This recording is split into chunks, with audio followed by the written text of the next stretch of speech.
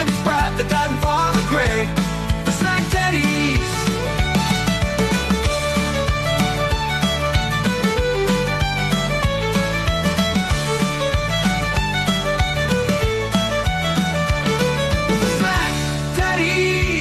The revolutionary podcast of sports entertainment is Brad, the Dad, and Father Greg, the SmackDaddies.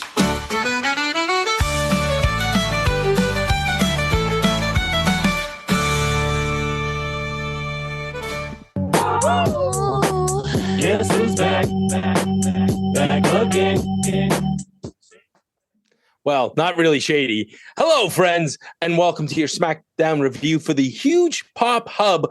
I am Brad the Dad, and riding shotgun with me is my tag team partner, Greg Father Feltham. Bless you, my son. And we're back. We are. It's been a relatively quiet 2 months, I guess, Brad, since we did a podcast on our own. Like, it's 2 months in a day. I can't believe that. And a shout out to our dear friend Sean Burkhead, who had us over on Radio Free Pro Wrestling to kind of bridge the gap between the before times and the now times. Yep. It was great to catch up with him. But Brad, before we start, how was your summer? It was great. I got to tell you, I missed podcasting, but it came at the perfect time. My work life got busy. Everybody was home for the summer because I have a bunch of people who teacher and 2 children. And let's see. I went out west. I drank wine on a plane both ways. My wife gave me a dirty look because the first plane of the day on the way to Edmonton was at 7:15 and thought that at 7:45 I shouldn't be drinking wine. Why not? Like, that's past noon somewhere. Dude, and the thing was, I looked at her and said, the next flight, I can't drink because when we land, I'm the designated driver for the week in Edmonton. Fair. So I was like, I'm getting 1 free glass of wine today, and this is it. And I'm probably not going to have very much wine for the foreseeable future. So I did that. And let's see. Maddie started university, and James is our resident employee of the year from his summer job at Abenaki. Nice. Yeah. Nice. So good summer overall. Good summer overall. What about you, Greg? What was your summer like? This has been such a cluster of a summer. I'm not gonna lie. Let's see. I got stuck in Atlanta with the crowd strike thing. That kept me in Atlanta an extra 3 or 4 days. 6 canceled flights later, and bringing home COVID. I managed to return from Atlanta and go through all that fun stuff. And then I was home after that kind of got cleared up. Ended up taking a week or so of vacation time and drove down to Boston with the family. So that was kind of nice to have a little bit of family time. And came back from that and had surgery on my foot. So I had a minor surgery. So I was kind of out of commission for the most part for a couple of weeks where I was kind of nursing that. But everything's all cleared now and we're into fall. So, I mean, hot girl summer is over and fat boy fall is here. Fat boy fall, Greg. That you know how to sum things up. So for those of you who don't know us, because we're on the Huge Pop Network now, you may not know us, but this is kind of how we roll. And surprise, surprise, we both have ADHD. I have a little bit of dyslexia mixed in there. So we kind of did things backwards. So, Greg, why don't you introduce yourself to the people? Tell them a little bit about yourself. Oh, what to tell people about me? That's a great question. You wrote a bio today for a website. I did wrote a bio for our website, which you can check out at SmackDaddies.ca. I don't really know what to really say. I've got I've been married for 14 years. I've been with my wife for 20-ish years now or something. I don't remember. I've lost track. We have a 14-year-old son. What else is there to say? I mean, I posted on the or I gave to you to post on the website today. Like my first wrestling memory was going to the old St. John's Memorial Stadium to watch a simulcast of WrestleMania 6 from Toronto. So that's kind of my very first kind of wrestling memory. I know I was watching before that because obviously I would have gotten into it to get my dad to take me into this. But yeah, that's kind of my first attended wrestling event, if you will. Brad and I, met through our previous connections and the before time, as Brad likes to call it. And last summer we ended up getting to take a little road trip of ourselves down to Boston to watch AEW at TD Gardens and see a blood and guts match. So that was an interesting little road trip that we did last year. Beyond that, I work full time. Got a new dog in January, and yeah, that's really it for Greg. And Greg is the avid Canadian dad. His son plays both hockey and lacrosse. So, and Greg coaches and all those other things. So Brad the dad, married about 20 years. Yeah, it's going to be Jeanette's 20 years coming up in November. That's which is wild. Been with my wife for about 21 years. I got two kids. One's almost 18. One's just turned 16, which means I have a driver in the house. Other than that, I work full time. My day job is pretty boring these days. I do some advocacy work and lobbying. Apparently, I'm going to be registered as a legal lobbyist, Greg. Who knew? Fair enough. My day job, I don't talk too much about it on this kind of a podcast, but sometimes I get to travel with it, which is kind of nice. But that's really it. That's you and me, Brad. So yeah, I mean, I'm like you. My first memories of wrestling, I had a blow to the head as a kid, so my first memories of wrestling are a little foggy. But apparently, I went and saw the Metro Center here, which is now the Scotiabank Center. Right. I saw Bossman and Nails in a Cage. I can remember all kinds of things. Highlight was going to WrestleMania. I got to go to the WrestleMania 18, which was the second Toronto WrestleMania, and yeah, you and I did that trip. And we're supposed to. So let's where we left off in the story. We were supposed to be at SmackDown in the before times to do a live SmackDown recording after being at SmackDown. And instead, Greg and I were sitting at a bar having supper. Greg was so kind as to treat me for supper. And we kind of joked. It was like, can you imagine if we had actually gone on this trip? My job changed this year. Greg's had some other stuff going on. And we were just like two ships passing in the night. Things did not work out. And thank God we weren't in Boston, because that would have been the most hilarious thing. We would have been all dressed up with no podcast to record. It's really fair. We decided to cancel it a month or so before we pulled the plug on it, because just our schedules kind of went crazy. I ended up moving into my mom's place for a month in Newfoundland in June. So there was just so much stuff up in the air at that point, and I was supposed to travel for work, and so it didn't work out this year. But who knows? Maybe next year, Brad. If the stars align, maybe we will get to do another road trip next year. Dude, I think we owe Randy a road trip to Toronto at some point, and catch up with the rest of the Huge Pop gang. I got to tell you, the first time that we have Jimmy or somebody on this podcast, Jimmy Cordares, I know he's like Jim. It's like, I'm not gonna be able to call him Jim. I'm gonna be like, oh my God, it's Jimmy Cordares. Yeah. You never know. You may see him in his blue SmackDown polo shirt. Who knows, right? Wait. If Jimmy shows up, is it okay to give him a huge pop? I think that is required.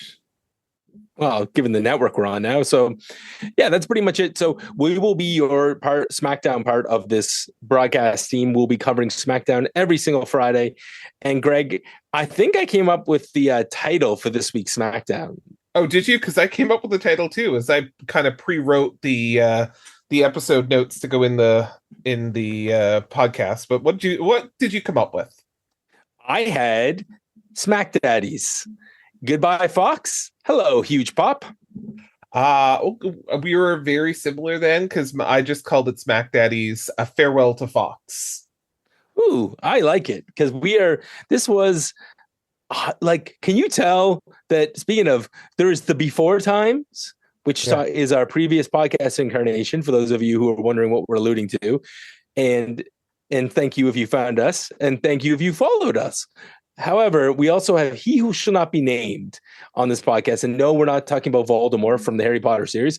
We're talking about a man who's about to have a documentary produced about him on Netflix. Yeah, that's fair. You may also hear him referred to as Voldemort on this podcast. You never know. So he has many names, but yeah, you can tell that He Who Shall Not Be Named was not in charge of this show, because there is no way he would have even acknowledged that he was leaving this network if... Yeah, like he would have burned every bridge on the way out the door. Instead, like this was like SmackDown salutes Fox. Yeah, it was a nice send off. There was we can cover more when we get into, because they did a 5-year kind of promo package, which I really enjoyed. But yeah, it was a fun little episode here tonight.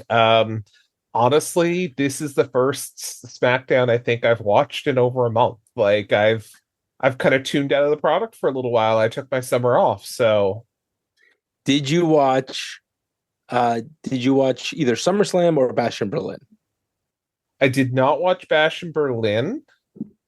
I believe I watched SummerSlam for a little bit. Well, I think I watched SummerSlam. From the first time we started doing these podcasts, I think we actually have a hot product. I thought we had a hot product, and then I watched the show tonight, and I'm not as sure. You're not as sure. Okay. Do you think let's begin our show? We'll drop in the music right here. Okay, after the SmackDown theme, Greg, I have a question for you. Do you think the people in Edmonton had a good time tonight? Because it felt like a hot crowd. Yeah, I think they enjoyed the show tonight. I worry about the product going forward. I worry about what I see on screen, because I'm feeling that a lot of it is tired and overdrawn at this point. So that's just my 2 cents. So this is going to be an interesting, for those of you who are new to us, you're going to get a little bit of the glass half empty, glass half full. Sometimes it's the opposite, but for the most part, we tend to do that. And we'll try and give you a very balanced perspective on this. We're not going to, I may tend to be a little more positive. Greg may tend to be a little more negative, but by the end of it, you're going to get a real feeling of what it was. Greg, when we last left off, this had just kind of started happening. How do you feel with the walk and talks as people arrive? I don't mind it. It's it's something different, but again, starting to feel like we're getting the same thing week after week. Like they could just use stock footage at this point. So I don't know. I think maybe it's time to give us something a little bit different. Maybe some of these walk and talks arrivals should be done outside the arena, so you can kind of see that it actually was filmed today and not filmed in Brooklyn last week or Washington, D.C. last week, wherever they were. Like, they should have a statue of Gretzky out in front. They're walking past the Gretzky statue, because that's what's in. Yeah, something. No, listen, the only thing I have was Bailey arrived and Michael Cole put over Edmonton, and Giovanni Vinci, dude. I saw him coming in and I was like, poor Apollo Crews. Boy, did I sound stupid now after rereading that note. Yeah, but you could see that coming a mile away. I honestly did not, and so I speaking of a huge pop, that was a huge pop for me. Greg, I think it's time for an old friend. The sound effect board has been dusted off, and here comes recap number 1.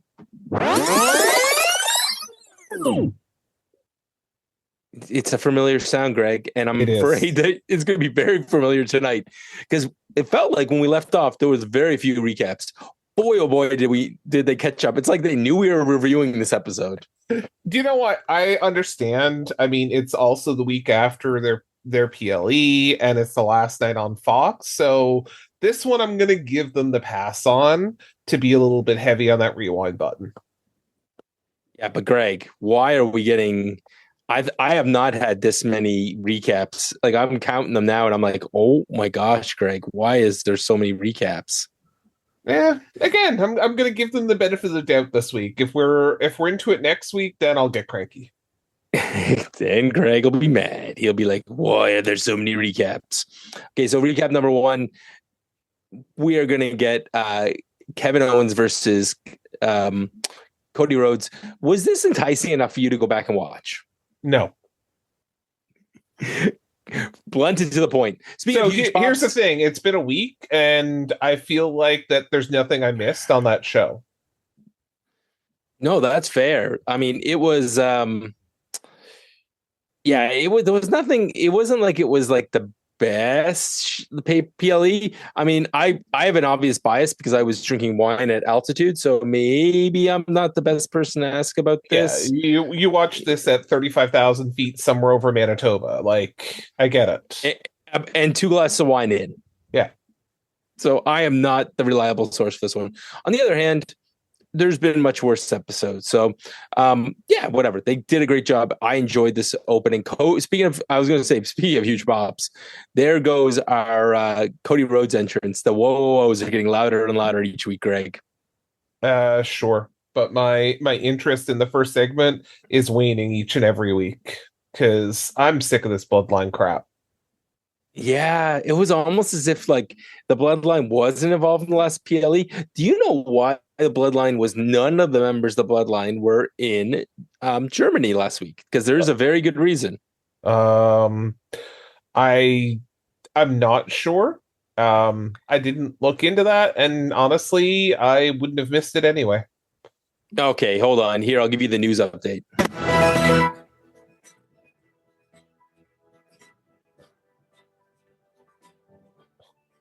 Were they guests on Rikishi's podcast, or no? They family funeral. So I think that was the last member of the Anawahi family who passed away, which is Afa, if I'm remembering, because there's been a couple of those deaths. Yeah. And so that was his funeral last weekend. So the entire clan was down there for the funeral. So that's gotcha. And so even the bloodline segment was pre-recorded, the one that was on SmackDown last week. Gotcha. That makes sense. Okay, so Michael Cole's out. Corey Graves and them say goodbye to Fox a little bit. We have the voice of WWE back, welcomed by good old Cody Rhodes, and the crowd chants Michael Cole.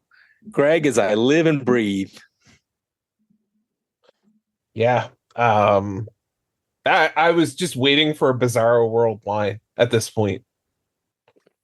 So Cody knows how it's going to be. We get interrupted. Who does Cody get interrupted by this week? That line just made me laugh, right? Like, I know what it's like. I come out here with a microphone and someone's going to interrupt me. So bloodline, you might as well come out. And then you hear Solo Sikoa's music hit. And you're just like, that's when I'm just like, do I really have to watch this show? Like, at this point, can I just turn this off and go to bed? Craig, so normally people, if you're listening to us on a Friday night, don't get excited. We're going to try and record these on Saturday so that we both have a good night's sleep after a busy week of work. But as I said, the only reason we're not doing that is because we're expecting a subtropical storm tomorrow. And if you live in Nova Scotia, if you turn the wrong way, you're liable to lose power. Like, it is ridiculous. Our power grid, I don't know what it's being held together with, but I'm sure that there are some nations in a developing world who we would be envious of their grid at this point. So we decided let's better be safe than sorry and record this thing on Friday night. Yes, because for those of you who are new, there has been Brad recording in his parents' basement after moving all of my equipment. There was one where I think you recorded with a generator, if I'm remembering this correctly.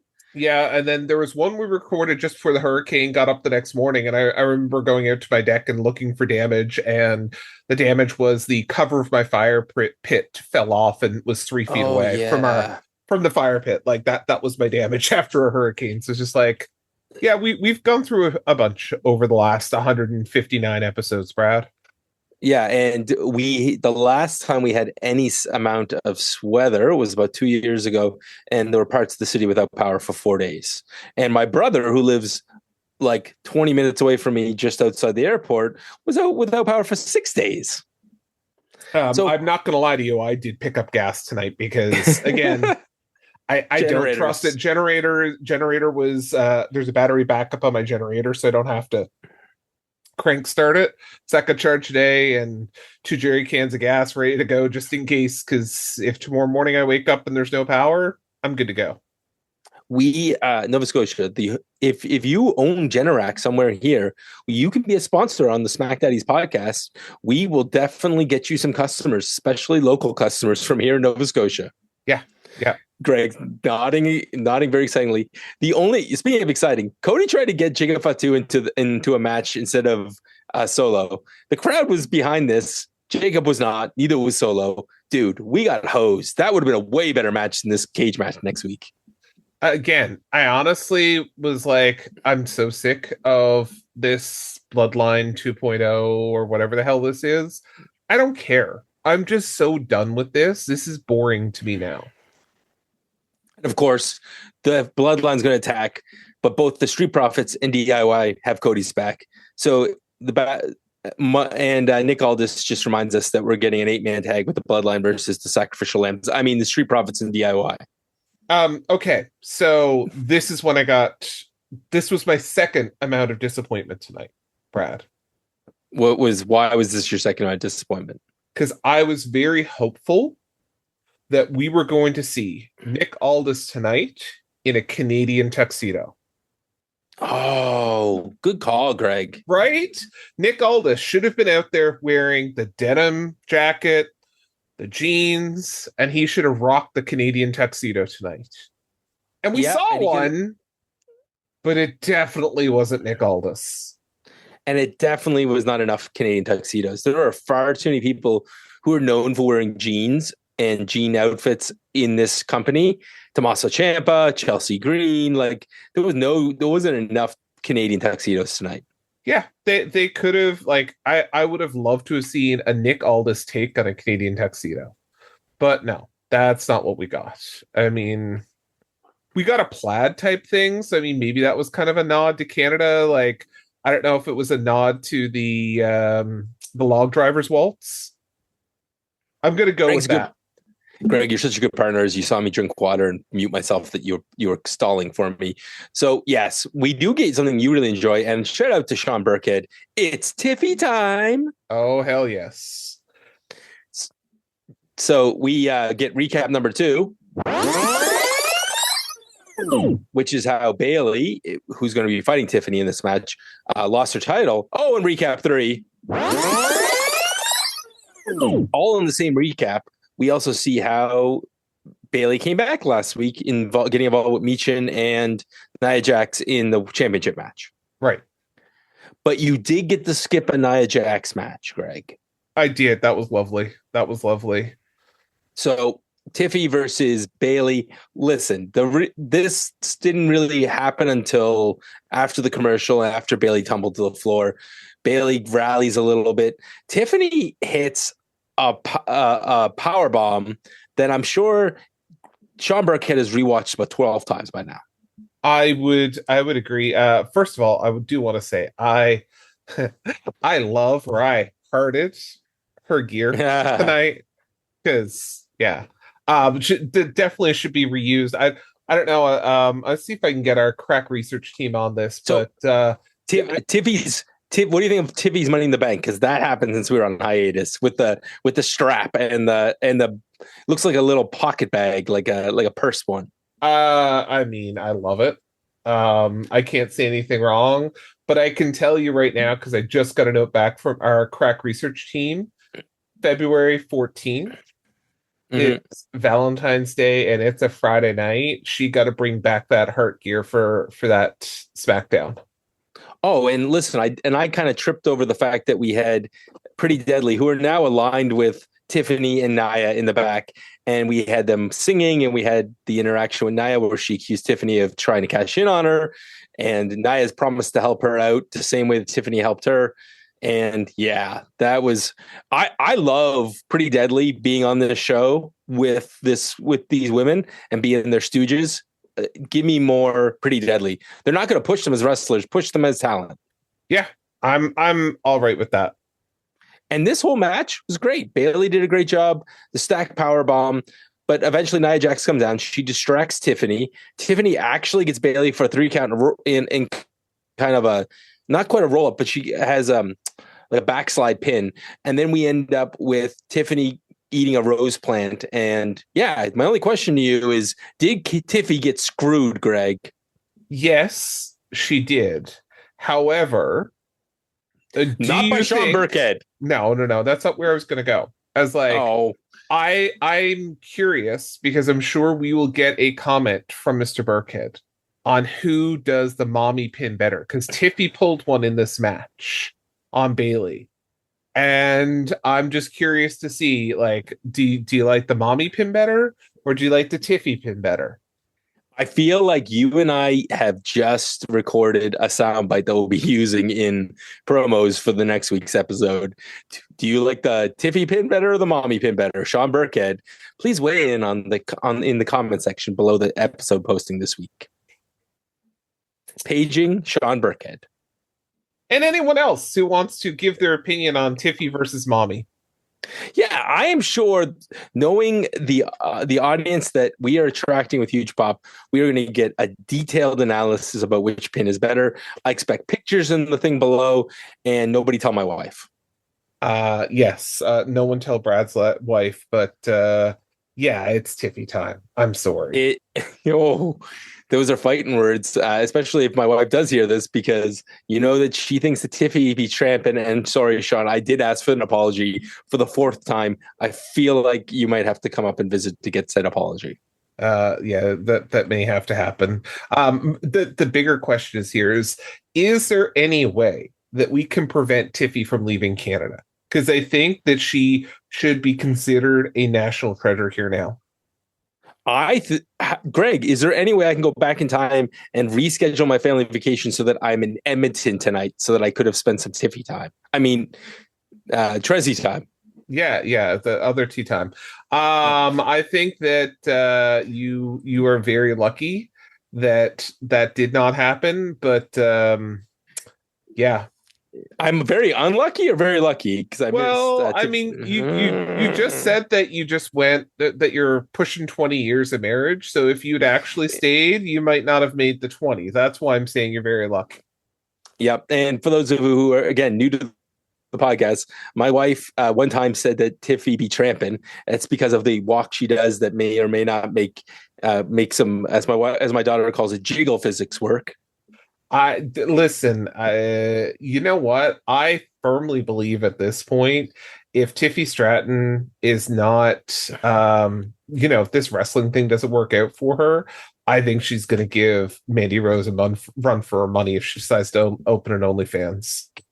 Okay, so do you know, I'd like you to Google right now and get a live reaction. Do you know that Tiffany has a boyfriend that is on the roster? I do know that Tiffy has a boyfriend who's on the roster. So do you want to let the people know who that is? Because when I heard I was like, no, really? Yeah, I'm just trying to remember. Yeah. That's who it is. Yeah, it's Ludwig Kaiser. Really? Yeah. Yeah, he's batting above his coverage, like. Yeah, Sean Burkhead, we now know who you hate the most in the world. So do you know what? It's that Imperium group, right? Like Sean Burkhead hates Imperium, and now I'm starting to understand more and more why. Yep. There was a pretty British wrestler who's now, at home, maybe making some kids with Gunther.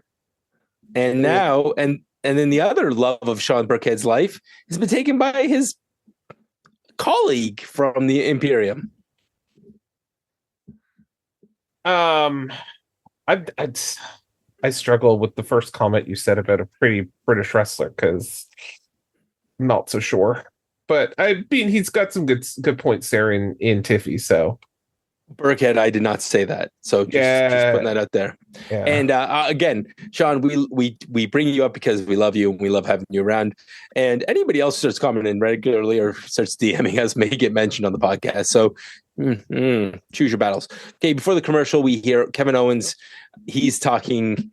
He's trying to talk A-Town Down Under into a match. He said they should have a match with each other, and no, they're too good of friends. Why don't we have a triple threat match? This should be a handicap match, but we know that they haven't been getting along. Also, they have an awesome Edmonton Oilers title, which yoink, Kevin Owens steals. You guys don't deserve this. And you also need a new shirt. It was his line to, Grayson Waller. Man, yeah. He was flying tonight. I loved. Do you know what? If Tiffytime was, my favorite segment of the night, this here was like that 1B. Like not even the Kevin Owens Grayson Waller match. This backstage segment with the Edmonton Oilers title belt, the Wayne Gretzky made up quote. Like, how can you not love Kevin Owens in this? You have to love him. And so, spoiler alert, when we get to the end of this podcast and we do our little synopsis, which tells you what you should and shouldn't watch, we're keeping this. Yes, we will be. I think so. I know something we're not keeping. Hey, Legado del Fantasma showed up, and the Garza twins or the Garza cousins are excited because they won a match, and Santos. And they signed new contracts, so I guess they're excited about that too. Yeah, and Santos says, act like you've been there before and pretend like you've won before, and you shouldn't be excited for this. We're going to take over SmackDown. Really? Take over? What part of SmackDown are they going to take over, Greg? Probably the dark match. Catering? Maybe. You know what? If we ever start bringing the Spanish announce table back on a regular basis, they can have that. Sure. But like, I don't know what they're taking over. Lopez, who's in the group, has she even wrestled like since she's been drafted? Does she even wrestle? Like, when's the last time she actually wrestled? She can wrestle. She wrestled a lot in NXT. Yeah, but I like it. Greg's already getting a cage matchup. I was gonna say let's get our crack research team on this. Okay, while you do that, I'll do the summary of our next match. Ooh, Apollo Crews versus Vinci. Apollo comes out getting the old JOBBER treatment with no Q-tip of doom and no entrance music. Vinci gets a elaborate entrance, but Apollo Crews catches him with a flying cross, flying cross arm roll up, and just wins. Like, it was fast. It was incredible. Vinci didn't even get his jacket off. So Apollo Crews has won something. Yeah, that's first time for everything. I know. That in itself is a surprise. Okay, so I just got a note back from our crack research team. Her last win was actually in 2024. Wow. So she had a match on April the 5th, 2024 on Friday Night SmackDown she beat Zelina Vega. Wow. And she did a match, in February. And then before that, she was on like a last chance battle royal for the Elimination Chamber on February of 2024. And then before that was like NXT in January. She was on NXT like a bunch in January. Interesting. So she is not getting as much action here up on the main roster. And it's not like they don't need the women in there. I mean, poor Chelsea Green is just spinning her tires. She could use somebody to beat up. Speaking of not getting any action, Giovanni Vinci, 3 seconds. Yeah. Insert joke here. So the other two members of Imperium marry very attractive female wrestlers are involved with. Well, at least one. Greg, the other one will be debatable based upon Greg's opinion. And Vinci gets jobbed out, which is crazy because he is a great wrestler. I hope this leads to something. I hope so too for him, but yeah. You know what I hope it doesn't lead? I could see this coming a mile away. Like, I don't know about you, but like when he was coming down to that ring, and I'm like, this is gonna be a 3-second roll up. Like I knew this was gonna be a 3-second pin. Like I don't know what it was, but it was just like this. I gotta tell you, he didn't have the boo-boo face though, Greg. No, he didn't. But I know I can say that shortly after that match aired, WrestleVotes on Twitter X, whatever the hell we call it now, made a post that said that there are a lot of people backstage at WWE in creative who are very upset with the creative for Giovanni Vinci. Wow. Yeah. Okay. Hold on. Let me give it to you exactly. I'm told that there are a few key figures within creative that are absolutely hated the direction of Giovanni Vinci angle tonight, is what WrestleVotes wrote about an hour ago on Twitter. Oh, thanks for that, WrestleVotes. That's good inside information. Greg, I have inside information. It's that Chelsea Green is Canadian, and Chelsea Green is upset that she got attacked at NXT. And instead of complaining to Shawn Michaels, she's complaining to Nick Aldis, who was an ugly pocket square. And yeah, she wants a match, but instead she gets interrupted by Michin, and she's going to have a match with Michin, who has a sore paw, sore hand. Like no, it's ribs. Sore ribs. Oh, sorry, ribs. She's holding that ice, and I was like, is it her hand? Is it her ribs? I don't really care. She, Chelsea Green said she ended up in the place where she belongs, which is garbage. I mean, that's not wrong based on the recap I saw a little bit later. But yeah, at this point, I thought that Michin hurt her hand as well, because they didn't mention anything. There wasn't any specific call to this. But I mean, the recap worked later, so sure. Sure, we now know she has sore ribs because of the recap. And Kevin Owens comes out. He's the best. He rips up the kid's sign that says, "Please rip up my sign, Kevin Owens." And then he bites it for good measure. Yeah, love it. Love it. Okay, match 3. We get Kevin Owens versus Austin Theory versus Grayson Waller. Kevin Owens takes both these guys outside. The guys are doing hockey fights jokes because it was a hockey player in the front row. Who is this hockey player? It's Edmonton Oilers player Corey Perry, who has a distinction that he's played in, I think, the last 3 Stanley Cups, and I think he's lost them all. Because he's been on the wrong side. Wrong side of all of them, yeah. Waller gets power bomb through a table that he sets up. Kevin Owens is back after the commercial. There's some double team, but eventually the miscommunication comes, and Kevin Owens hits a stunner and wins, but A-Town Down Under beats him up after the match. But of course, it's Theory who gets the stunner and gets pinned, because Waller doesn't eat pins.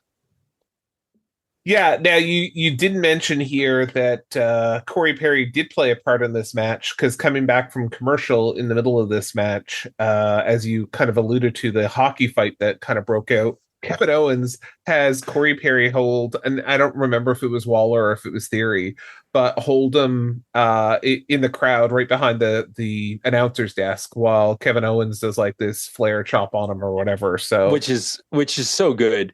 I was hoping you were going to bring that up. I alluded to it, and I left the breadcrumbs. You picked it up. You know what the cool thing about that is? His son, it looks like his son was the one next to him. He is now officially coolest dad ever. Yeah. So Kevin Owens, good guy, and made some kid's night by letting his dad help beat up Grayson Waller and Austin Theory. Yeah. So, oh boy, Greg, recap number 6. Highlights from what you missed this summer: Andrade versus Melo, best to 165. Oh dear God in heaven. If the first segment of Bloodline didn't want me to turn off my TV, seeing Carmelo Hayes back on my TV, that was almost enough to be like, all right, I'm good. Okay, Greg, while we queue up the next recap sound effect, why don't you look up what is his win-loss record since being drafted? Well, let's I'll get the crack research team going on that, and we'll come back to that as you kind of recap this segment. Well, I'm gonna just say we had a goodbye to Fox, which I'm gonna call recap 7. And then the perfect time for you to talk to me about this effect is going to be after the LA Knight segment, where LA Knight comes out. Oh, wait, hold on. Before you do that, the goodbye to Fox. Wasn't that an amazing segment? It was. This is the one that had the Paul Heyman singing John Cena's theme song in it. Oh, I love this so much. So much. There was all kinds of clips. We had Michael Cole and Corey Graves do a look in the camera, talk about how amazing it was, how grateful Corey is to have Michael back. Yeah. it was just I was like, wow, yeah, definitely. He who should not be named is not here because he would burn this bridge. He'd burn this mother down. They talked about Michael Cole talked about the dream of being able to host a network show, and he did that. That he did. Okay, so while you finish the research, LA Knight comes out. LA Knight talks about having two title defenses. It's important. They joke about him needing police to get out because he beat up Giovanni Vinci, although now I'm sure it will be much more than that. Melo comes out and interrupts him. He brags about it being on a 2-match winning streak as well. And he says, you shouldn't be bragging. But we get a Logan Paul joke because he's defended his title more than Logan Paul did in the entire time he had it. And before we can get into this, we are interrupted by Andrade. Andrade comes out, tranquilo. Andrade also has 2 wins. So these guys are going to fight over who gets this match. Basically, LA Knight's not having it. He drops Andrade. And then when Melo's making fun of Andrade, he drops Melo. So LA Knight's the winner. These 2 guys are not the winners. And somehow I think we're getting a triple threat out of this. Greg, this has been one heck of a build for triple threat because we're going to get a draw, so there'll be 2-2-1, and that'll bring Melo. If Melo gets another draw, it's going to bring him to 5 wins this year. That is correct. He is 4 for 7, so he's 4-7 is his current record. Well, and he was drafted really high to SmackDown. Yeah, he was first overall pick or something, wasn't he, in the draft? Yeah, maybe the first man, if not the very first overall pick. Because he wrestled Cody in the main event of the first SmackDown after the draft, and yeah, I'm just shaking my head, dude. Yeah. So first overall pick for SmackDown, was Bianca. And he was the first male. He was the second overall pick, I guess. So look, there you go, Greg. Clean up on aisle fact checked, and we're just flying through this episode. And apparently, A-Town Down Under want more Kevin Owens, and he needs to find a mystery tag team partner for his match next week. Paging Randy Orton, Greg. Yeah, I guess maybe Randy Orton, because now that the whole Gunther thing is over in Berlin, so. Yeah. I don't know. Gosh. I don't know who we're going to see Waller in theory get beat up by next week, but it'll be Kevin Owens and someone. Where are they next week? They're in Seattle, Washington, so maybe they can get one of the Kraken players to come out. So I don't know. Greg, recap 8. And Triple H, if you do hear this podcast, please do me a favor. We do not need one recap a quarter. That was on the old regime. In the new regime, we need 3 to 4 a night. I get it. This explained how Michin got her ribs broken, so Greg could correct me earlier. Fine. But, dude, this match was... I could see the end of this match. I couldn't see the roll-up, but this one I knew. We were going to have Michin winning, then Piper was going to interfere, and Chelsea was going to hit something, her for the win. That's the whole match. There may have been other things. There's some cool strikes and cool stuff in this match because both these women can wrestle, but I'm just glad Chelsea Green got a win in Canada. Yes, she's a national treasure. She is, as well as Tiffany Stratton is now. Is now officially a Canadian national treasure. Yes. Yeah, but you know what? That may mean we end up keeping. We're definitely not keeping Gianni Vinci, but we may be keeping Kaiser up here in Canada. It's fine. We can handle that for now, or we can, he can go away and we can just keep Tiffy. It's fine. Oh my gosh! Recap number 9. Women's tag team match results where we hear that the Wicked Sisters, Isla Dawn and Alba Fire, lose their titles to Jade and Bianca. Sure. Greg. Okay. I'll file that under crap I don't care about for 200. So for our second episode on Huge Pop, we're going to get Cody versus Solo. We're going to get Kevin Owens, a mystery partner, versus A-Town Down Under, and Melo versus Andrade. First one to win 1,000 matches ends the feud. God, that's going to be hard to watch next week. Okay, Roman Reigns. We're getting Roman Reigns. I have no faith that we're going to get Roman Reigns at this point. I mean, there should be something big on that first one, and I mean it's a steel cage match, so it should be someone, getting in there. So, I mean, in theory, yes, we should get Roman Reigns, but I don't actually have faith we're going to get Roman Reigns. He played for the Edmonton Eskimos. Where the hell was he tonight? Yeah. Why weren't you back in your green and gold jersey out there representing? The Elks, Brad. The Elks now. Oh, so he's never played for the Elks, so that's why he's free and clear. Yeah, I'm guessing. Okay, yeah, and that wasn't just random racism number 4. That was actually the name of the CFL team. Yes. Okay, DIY versus and the Street Profits versus the Bloodline. So, is there anything to talk about in this match other than the fact that Jacob Fatu is being booked like a monster? Sure. I mean, I can't even, if I'm being 100% honest and transparent, I struggled to watch this match because I'm so sick of this Bloodline storyline because nothing has, like, there's been no progression in the Bloodline in what feels like months. Since Jacob Fatu came out. Yeah.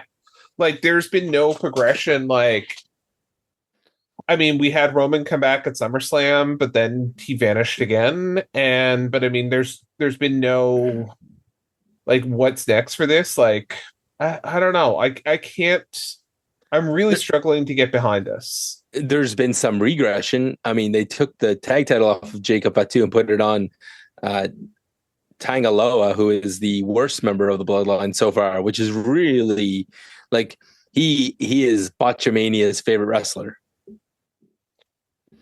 Yeah. So anyways, this all builds up to Jacob Fatu eventually gets to the ring. He pulls a lifeless Tongan over to tag. He comes in and wipes everybody out. Looks like he's going to win the match. And instead, maybe because he can't jump off the top rope because that ankle isn't 100, he tags his cousin back in, or his tribal chief, and we get a Samoan Spike from Solo Sikoa. Solo Sikoa stands triumphant. The Bloodline wins. And next week, Solo is going to not win the world title. Yeah, whatever. Okay, you're gonna make 2 bold predictions, and if they come true, I'm gonna isolate this part of the podcast and play it just before on socials, just before we get started. Okay. Okay. Number 1, Gregory. Do you think that there's any chance the cage keeps the Bloodline out? No, not at all. Number 2, Greg. Who is saving our good friend Cody Rhodes this time? Roman Reigns. Ooh, so you're predicting they're back on USA. Roman's going to appear. Yes. Yeah, there's got to be something big to finish that show next week. I think it's Roman Reigns returning. Well, it's the week of debuts on USA Network. So we get Raw back on USA and SmackDown back on USA, and they count down in Canada until we are all watching everything on Netflix. Yeah, WWE week on USA, because you're right. Like the Raw deal, is expired, but they're allowing them to stay on till January 1st when they switch to Netflix. USA is going to CW when, like, 1st of October or something. So yeah, NXT is basically already gone. They're not quite, but close enough. Yeah, when those big ones come up, and there's actually going to be a Tuesday where there's going to have AEW NXT head to head. It's going to be interesting, but January 1st. Looking forward to the swap here in Canada, because our first show should be that January the 3rd SmackDown. Yeah, and we'll be on Netflix here in Canada, which means that, like, I mean, you Americans, you guys are going to have Netflix, you have to have Peacock, you're going to have CW. Here in Canada, it's Netflix. Everything's on Netflix, and and like, when you think about, like, if you just are watching wrestling, you don't have a cable service, you're buying. If you do have a cable service, you have cable plus WWE Network. Right. If you don't, you're buying Sportsnet 360 with the WWE add-on. And now you just use the Netflix your wife's probably watching. Yeah. That's what we're having. So I'm looking forward to January 1st. I'm not gonna lie. Everybody's looking forward to January 1st. But do you know what? It is time for my favorite part of the week because I get to hear Miss Big Voice. This is your SmackDown synopsis.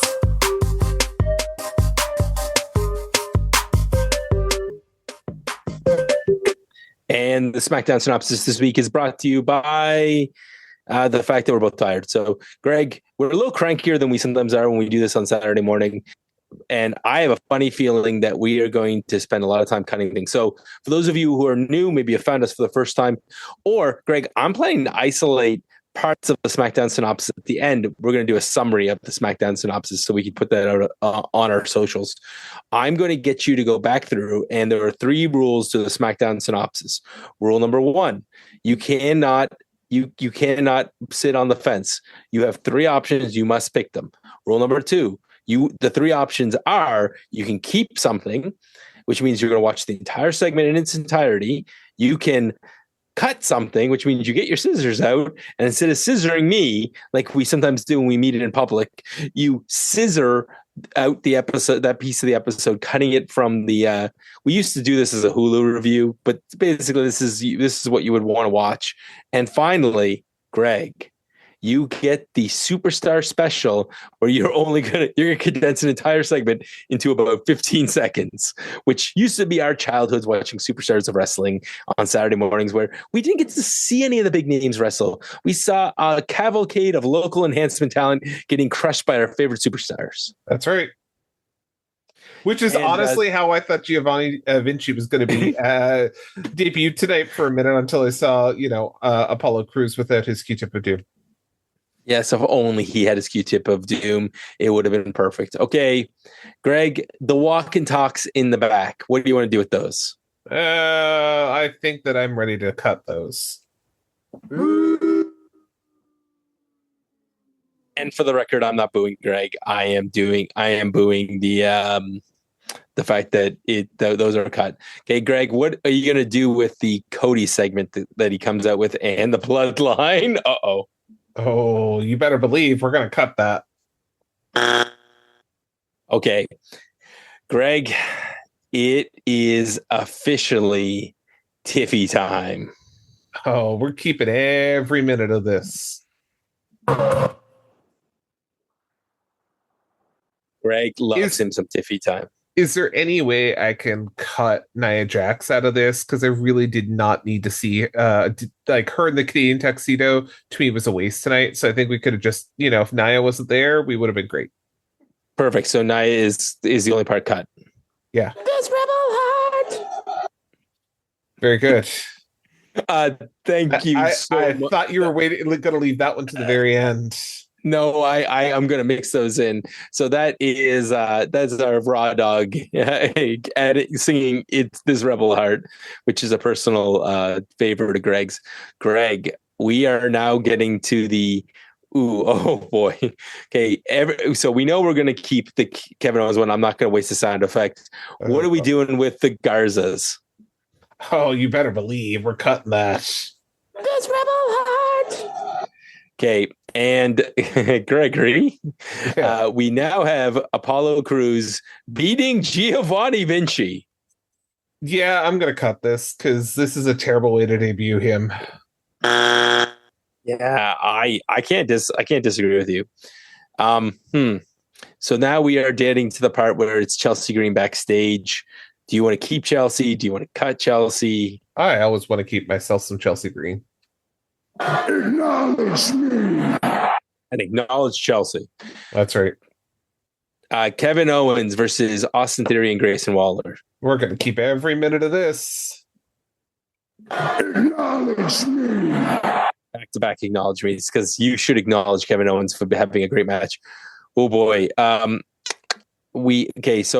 I'm going to put 2 things together in a second and make a tough decision. But let's do the speaking of acknowledgement, let's do the stuff with Fox. Oh, love that. We're going to keep all that. Wait, we're going to keep that? Yeah, absolutely. I know. I don't even want. I was gonna say I don't even want that to be faster. Like I actually wish that recap was longer because I mean there were so many great things over the last 5 years. I mean you could have done 5 minutes on Caleb Braxton and Paul Heyman. Like, so I'm going to make this tough for you. The Andrade Mello recap, and the Andrade Mello LA Knight stuff is all getting grouped together. So you have to make a decision. Oh, that's not a hard decision at all. That's all going. Greg, we're coming around the end of this. All you have left is Meechin versus Chelsea Green. Gonna keep this. Yeah. Acknowledge me. Okay, and let's see what else we got. Greg, we have we have the main event: DIY and the Street Profits versus the Bloodline. We're going to superstar this one. Wait, what? I don't have a superstars sound effect yet, so I'll take suggestions in the comments. Why are you superstar out of all the things you're superstarring? Because I think really the only thing you needed to see in this match was in reality the last minute and a half. You know what? I think this is the superstar sound effect. Yeah, it makes perfect sense. It's fat. You want to go through the fast of it, and I don't know. I have not gotten tired of Jacob Fatu. For the rest of them, I'm a little bit done. But watching him just kill people is not gotten old to me. No, I agree. I want to see something different. I want to this bloodline thing. Like, what are they going to do with this? Like, where's the progression here? What's next in this? And it's just stalled. This is we're at that point where you see that car on the side of the road that's a little bit beyond its years, and you're just like, I wonder what's actually happening there. That's about the way I feel about the bloodline right now. Like, this is a 10+ year old car. There's obviously a few things they're not right with it, but yeah, I don't know. I don't think I want to take it to the garage to get a quote on getting it fixed. Yeah, and unfortunately, I think we're only just begun. I think by the time they get to Vancouver and War Games, we're going to have some sort of bloodline civil war. Do you know what? I would be okay with that as long as we actually start making a progression to get there. But we haven't done anything really to start setting this up. And hell, even if it's Roman and the Usos back together, and I don't care if you bring in the most Usos of all, Sami Zayn. Like, I'm okay with that. But just like, let's move on with our lives. Like this has been what, 3-4 years now of bloodline storylines. Like, let's kind of find something else to talk about, because you kind of started the show, Brad, with like, this is a hot product. I'm starting to get really nervous that this product is cooling off fast. Mm-hmm. Yeah, I think that there's a few, like, they definitely need Roman back because he adds to the product, and they definitely need some of the these storylines to click. Yeah. And right now, that's not happening. Like, LA Knight has cooled off for me. This bloodline stuff is cooled off. Like, what is the big draw right now to get me to turn on SmackDown? And I, honest to God, the draw right now is Tiffany Stratton. And for me, it's still Jacob Fatu, Cody Rhodes. Not even Cody for me anymore. Like, Cody, to me, it's getting to the point where if you've seen one Cody match, you've seen them all. He's going to get beat down like a government mule. He's going to, have his comeback. Then he's going to manage to win. Yep. And we need a meaningful feud for Cody. And I'm hoping we get Randy Orton back on SmackDown and he chases his tie for John Cena, because he's only one behind John Cena. Do you know what? I would love to see, like, if they can put aside this damn Cody Rhodes feud with Solo Sikoa, give me Jacob Fatu and Cody Rhodes, and I would be interested in something like that. But give me Cody and Randy, because the teacher versus the student, and Randy Orton has to go heel for at least part of the John Cena reunion tour. Do you know what? I don't even want him to go heel anymore. Like Randy Orton's at that point in his career where I'm quite happy with him staying in a face role. I don't think he needs to go against John Cena anymore. Oh, okay. They got to have a friendly before they finish. And they could, but like, I mean, there's so many other options that I think I would much rather see John Cena with. But I saw a post online this week of how John Cena should retire, and it should be his final match should be R-Truth and John Cena. And I'm like, oh my God, I would love this. My other post I saw online was the idea that we get a heel faction, which is CM Punk, Randy Orton, and John Cena all in NWO gear. I was like, ooh, that's a spicy meatball. I would take a heel I can't get on board with that. Well, you need somebody else to be in that faction because none of those guys are getting pinned, and you need some workers in that group. Yeah, no, I'm curious to see like that. The whole, John Cena retirement tour is going to be interesting, but I do want it to actually be meaningful, right? Like I want John Cena to actually have matches that, we would love to actually see. Like Johnny Gargano versus John Cena would be a fun match to watch. Yeah, and Johnny Gargano would put him over well and would do the heavy lifting. I'm okay. You know what? R-Truth and John Cena teaming up, like put them in a tag run. That would also be fun. Yeah. There's some stuff to be done with John Cena, and hopefully he's on SmackDown because you're right. We do need a little something. We don't have Rhea Ripley on SmackDown. No, we don't have Mommy, but we got Tiffy, and we're all okay with that. Okay, but speaking of Mommy and her terror twin, if you want to hear more about that, you can listen to the Raw Dog and his puppy in crime, the worst Raw review on the internet. They will be covering Raw for Huge Pop, and the main show will be back on Sunday. Donnie and Jimmy will be having another special guest, and they have multiple special guests on this episode. I've been told by the man behind the curtain. Okay, good. Reliable sources. That's excellent. Yeah. So, check out Huge Pop. And you can find us, like I said, at SmackDaddies.ca. We will have our own SmackDaddies podcast feed. So you can subscribe to us directly, or you can catch our show, as Brad has said, through the Huge Pop Network. We simulcast. I don't know what you call that anymore. We have it available on multiple streams. So if you're looking for the whole gang, check out Huge Pop. If you're just watching SmackDown, we're here for you as well. And there'll be some clips on social, so you'll see some things on socials. We put out the new theme song. We debuted it before the episode of the podcast on our socials.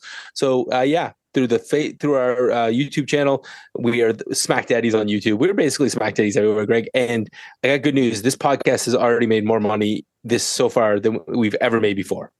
Sure. Do you know? Okay, you ready? Yeah. This was my surprise to you. So I registered 2 domains when I registered. We have SmackDaddy.ca, but we also have SmackDaddies.com. Oh, cool. Yeah. But you know what? Apparently, registering the word SmackDaddies.com has done wonders. That URL is worth more than a little bit of money so far. Oh, fair enough. No, I think there's something to do with the name. Oh, all right. Anyways, with that in mind, I'm not letting go of the URL anytime soon. So if there are interested parties, we really only need this .ca. So yeah. If there's interesting parties, you can hit me up or hit us up on our socials. And yeah, we'll see you guys back next week. Same bat time, same bat channel, except if you're recording this on a PVR, perhaps not recorded on Fox. You might have to switch to USA. Yeah, don't forget to change your recordings if you record in advance. Just like us, everybody's moving to a new home. Sure. So, well, with that, I mean, we used to say we the ones, but apparently we're not allowed to say that anymore. Okay. So how do we end this thing now? With a theme song. Okay. Sounds good. Good night. Goodbye. And thank you for listening.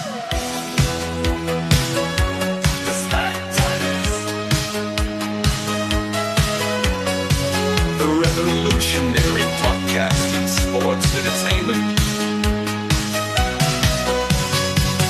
Father Greg and Brad, the dad bless you all the lovely tales of Friday night, SmackDown and beyond. Go to the outer limits of your mind.